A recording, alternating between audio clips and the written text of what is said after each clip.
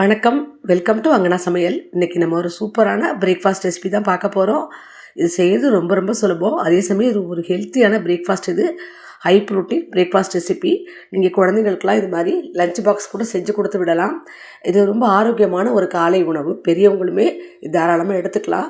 ரொம்ப ரொம்ப ஒரு ரிச் ப்ரோட்டீன் உள்ள ஒரு சூப்பரான இந்த பிரேக்ஃபாஸ்ட் ரெசிபி எப்படி செய்யுதுன்னு பார்க்கலாம். இது வந்து சாப்பிட்றதுக்கு வந்து உள்ளே நல்லா சாஃப்டாக, மேலே நல்லா கிறிஸ்பாக இருக்கும். ரொம்ப ரொம்ப டேஸ்ட்டாகவும் இருக்கும். வாங்க இப்போ ஈஸியாக எப்படி செய்யுதுன்னு பார்க்கலாம். நீங்கள் இது வரைக்கும் நம்ம சேனலை சப்ஸ்கிரைப் பண்ணலைன்னா மறக்காமல் சப்ஸ்கிரைப் பண்ணிக்கிங்க. இப்போ இதுக்கு நான் முதல்ல ஒரு வானல் அடுப்பில் வச்சுக்கிறேன். இப்போ அடுப்பத்தை வச்சுக்கோங்க. இந்த கப்பால் 2 கப் அளவுக்கு தண்ணி சேர்த்துக்கலாம். தண்ணி நல்லா கொதி வரணும். இப்போ இதில் லேசாக கொதி வருது பாருங்கள். இப்போ 1 ஸ்பூன் ஆயிலும் 1 ஸ்பூன் கீயும் சேர்த்துக்குங்க.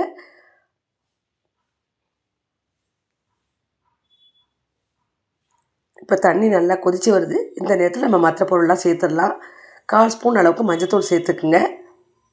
1 டீஸ்பூன் அளவுக்கு சில்லி ஃப்ளேக்ஸ் சேர்த்துக்குங்க.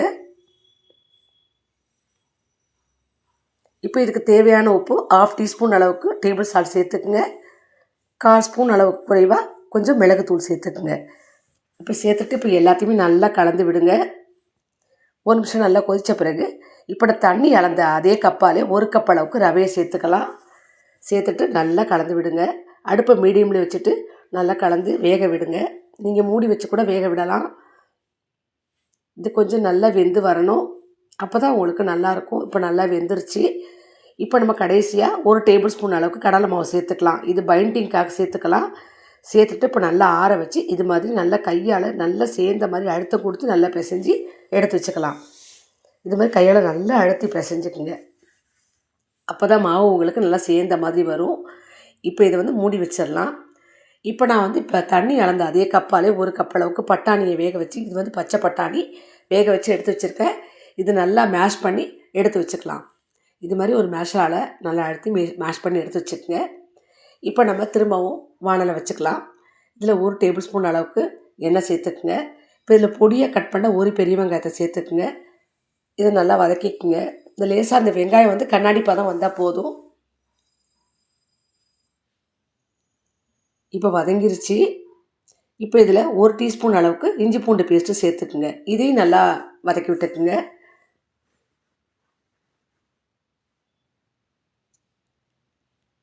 இப்போ இஞ்சி பூண்டு பேஸ்ட் வதங்கிருச்சு. ஒரு பாதி தக்காளி சேர்த்துக்குங்க. கொஞ்சம் கருவேப்பிலை சேர்த்துக்குங்க. இப்போ இதையும் நல்லா வதக்கிக்குங்க. தக்காளி வந்து நீங்கள் பாதி சேர்த்துக்கிட்டா போதும். இப்போ ஒரு பச்சை மிளகாயை கட் பண்ணி வச்சுருக்கேன், அது சேர்த்துக்கிறேன். சேர்த்துட்டு இதையும் நல்லா வதக்கி விட்டுக்கலாம். இது பச்சை மிளகாய் நல்லா வதங்கட்டும். பச்சை மிளகாய் நல்லா வதங்கிருச்சு. இப்போ நம்ம கொஞ்சம் கொத்தமல்லி சேர்த்துக்கலாம்.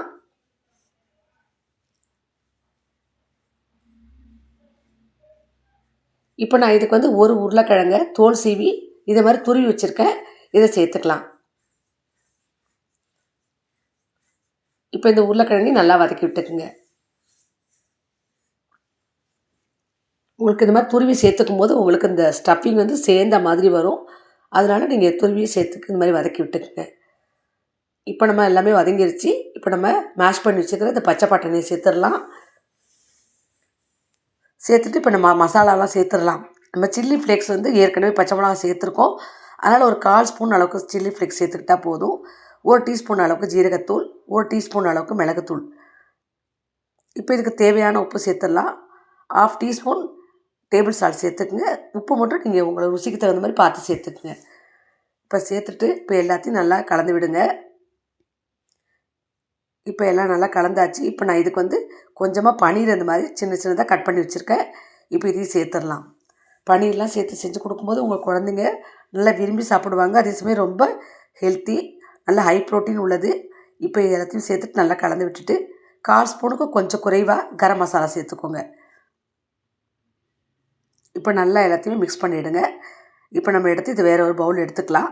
இப்போ நான் இதில் வந்து ஒரு 4 அல்லது 5 சொட்டு லெமனை பிழிஞ்சு விட்டுக்கலாம். நல்லா உங்களுக்கு ஒரு லைட்டான ஒரு புளிப்பு டேஸ்ட் கொடுக்கும், நல்லாயிருக்கும். இது மிக்ஸ் பண்ணி எடுத்து வச்சிடலாம். அவ்வளோதான், ஸ்டஃபிங் ரெடி ஆகிடுச்சு. இப்போ நம்ம மாவை ரெடி பண்ணிக்கலாம். நம்ம கலந்து வச்ச மாவை நல்லா இது மாதிரி கையால் எடுத்து இந்த அளவுக்கு, எந்த அளவுக்கு உங்களுக்கு ஷேப்பு வேணுமோ அந்த அளவுக்கு உருண்டை அந்த சைஸுக்கு எடுத்துக்கோங்க. எடுத்துகிட்டு நல்லா கலந்து பிசைஞ்சிட்டு இது மாதிரி உருட்டிக்கிங்க. இப்போ ஒரு பிளேட்டில் லைட்டாக ஆயில் அப்ளை பண்ணிவிட்டு இந்த மாவை வச்சு கையால் லேசாக அது மாதிரி தட்டிக்கிங்க. இது உங்களுக்கு ஈஸியாக வரும், உங்களுக்கு பிரிஞ்செல்லாம் போகாது.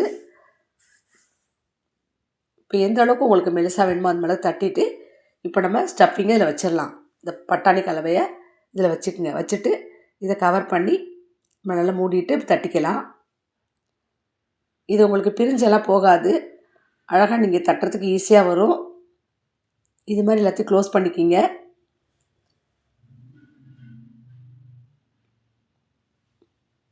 உங்களுக்கு அந்த மேல் மாவு நல்லா வெந்துருச்சுன்னா உங்களுக்கு ஈஸியாக உங்களுக்கு பிரிஞ்சு போகாமல் நல்லா வரும். அதனால் நல்லா பொறுமையாக அந்த ரவையை நல்லா வேக விட்டு எடுத்து வச்சுக்கோங்க. எடுத்துகிட்டு நல்லா கையால் மசிச்சு பிசைஞ்சிட்டிங்கன்னா உங்களுக்கு ஈஸியாக வரும். இப்போ இது மாதிரி நல்லா க்ளோஸ் பண்ணிவிட்டு இந்த மாதிரி தட்டிக்கிங்க. கொஞ்சம் திக்காக இருக்கிற மாதிரி தட்டிக்கிங்க. அப்போ தான் உங்களுக்கு ஸ்டஃபிங் கூட சாப்பிட்றதுக்கு ரொம்ப நல்லாயிருக்கும். இந்த அளவுக்கு தட்டி ரெடி பண்ணிக்கிங்க. இதே மாதிரி நம்ம எல்லாத்தையுமே ரெடி பண்ணிவிட்டு பார்க்கலாம். இப்போ நான் எல்லாத்தையுமே ரெடி பண்ணிட்டேன். பாருங்கள், இந்த திக்னஸ் இருந்தால் போதும் உங்களுக்கு. இது மாதிரி இருந்தால் தான் உங்களுக்கு சாப்பிட நல்லாயிருக்கும். இப்போ எல்லாத்தையுமே நம்ம ரெடி பண்ணியாச்சு. இப்போ நம்ம ஒரு வானல் அடுப்பில் வச்சுக்கலாம். இதில் ஒரு 3 டேபிள் ஸ்பூன் அளவுக்கு ஆயில் சேர்த்துக்குங்க. சேர்த்துட்டு இப்போ நம்ம தட்டி வச்சுருக்கிற இந்த ரவை ஸ்டஃபிங்கு இதை வச்சிடலாம். நம்ம ஷாலோ ஃப்ரை தான் பண்ண போகிறோம், டீப் ஃப்ரை பண்ணலை. இப்போ ஏற்கனவே எல்லாமே உங்களுக்கு ரவை எல்லாமே வெந்தது தான், உள்ளே வச்சுருக்க ஸ்டஃபிங் எல்லாமே வெந்த பொருட்கள் தான். அதனால் ஷாலோ ஃப்ரை பண்ணிக்கலாம். அதுவும் இல்லாமல் ஹெல்த்துக்கும் ரொம்ப நல்லது. இப்போ 2 நிமிஷம் அப்படியே விட்டுடுங்க.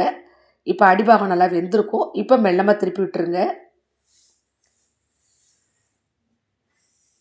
இதே மாதிரி எல்லாத்தையுமே திருப்பி விட்டுருங்க. இன்னும் ஒரு 2 நிமிஷம் அந்த சைடு நல்லா வேகணும். அப்படியே விட்டுருங்க. திருப்பி விட்டுட்டு அப்படியே விட்டுடுங்க. அடுப்பை மீடியமில் வச்சுக்கோங்க. மீடியம் ஹை மாற்றி கூட வச்சுக்கலாம் நீங்கள். 2 நிமிஷம் திரும்பவும் அந்த சைடு நல்லா வேகட்டும். இப்போ அந்த சைடு நல்லா வெந்துச்சு. திரும்பவும் பெரட்டி விடுங்க. இப்படி செய்யும்போது உங்களுக்கு நல்லா கிறிஸ்பாக இருக்கும். நீங்கள் இந்த மாதிரி ஸ்டஃபிங்லாம் ரெடி பண்ணி வச்சுக்கிட்டிங்கன்னா கூட, நீங்கள் ஃப்ரிட்ஜில் வச்சுக்கிட்டிங்கன்னா கூட அடிக்கடி இந்த மாதிரி ஒரு 4 நாளைக்கு வச்சுக்கலாம். வச்சுட்டு கூட நீங்கள் ரெடி பண்ணி குழந்தைங்களுக்குலாம் கொடுக்கலாம். வீட்டில் நம்மளும் செஞ்சு சாப்பிட்லாம். இப்போ ரெடி ஆகிடுச்சு. இதை எடுத்துடலாம். பாருங்கள், நல்லா மேலே கிறிஸ்பாகிடுச்சு. இப்போ நம்ம எல்லாத்தையுமே எடுத்துடலாம்.